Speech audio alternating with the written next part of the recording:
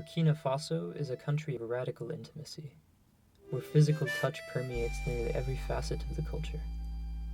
Friends walk down the road holding hands and grip each other's entire arms as they greet each other. When people sit together under the shade of a tree or awning, they don't so much sit together as much as on top of each other. Even houses are often touching. If we consider Burkina Faso to be on one extreme end of an entirely unscientific continuum of contact with, say, Finland on the other, the United States should fall roughly somewhere in the middle. Though not the coldest people on Earth, we variably maintain personal bubbles, which we fervently cling to. This uniquely Burkinabe culture of closeness came as a major shock for me, an average, if not somewhat awkward 23-year-old American volunteer. For me, this level of constant contact was nothing but radical. Once I'd settled into my new home in the village of Kosuka, I began receiving invites to join the daily card games shared by some of the more respected men in the community. They would gather by mid-morning under a tree in a small nook between a mill house and a general store, seating themselves on 2 or 3 straw mats in a mass of bodies forming a card-sized arena between the legs of 2 central players. They sat close, arms draped over shoulders, a hand on a leg here and there, occasional movements stirring the tangled mass as laughs and jeers filled the dusty air along with the occasional expletive elicited by a crushing defeat. The games took on a life of their own, the competition between the 2 main players further decreasing the size of the arena as everyone clamored in to watch the rapid throwing and shuffling of cards. Initially, they were unsure what to do with me, and offered me a chair next to the group, thinking I may prefer not to be on the ground. But the jovial environment of the card game was infectious, and beckoned me to join the inner circle on the mats.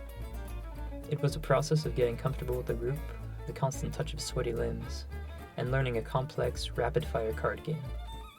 Yet after a few months of work, I made it myself to the inner circle, with smiles and laughs ringing out as I gave the older man opposite to me a run for his money, a confidant leaning on my shoulder and muttering counsel on my every move.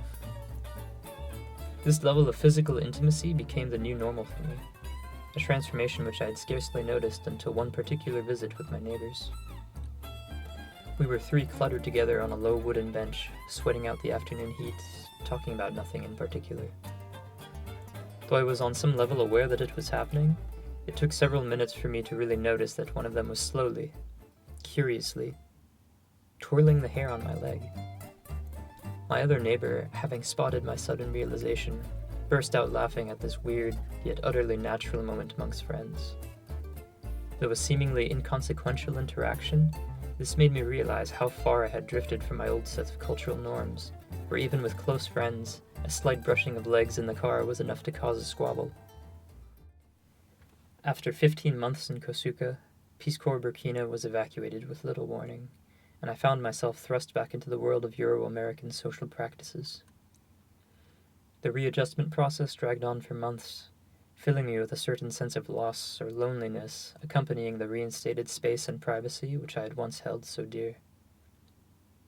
I realized that there is something especially human about the Burkinabe way of being together, the constant touch being a sort of reminder that you exist, that you are real, and that somebody is recognizing and appreciating you.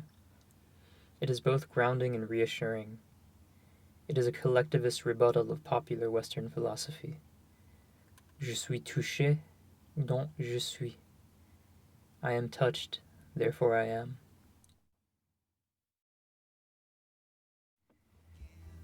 An essential part of the Peace Corps experience is taking home the lessons you've learned from another culture and contextualizing them in your own life.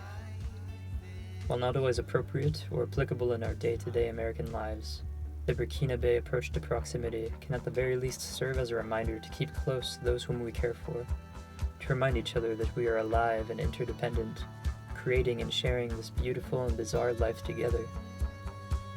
I make it a point to always properly hug my friends and family now, and drape a reassuring arm around them when sitting together. I'm not bothered by lightly brushing arms or slightly touching legs anymore, and I appreciate contact in ways that I might never have had I not spent that time in Kosuka.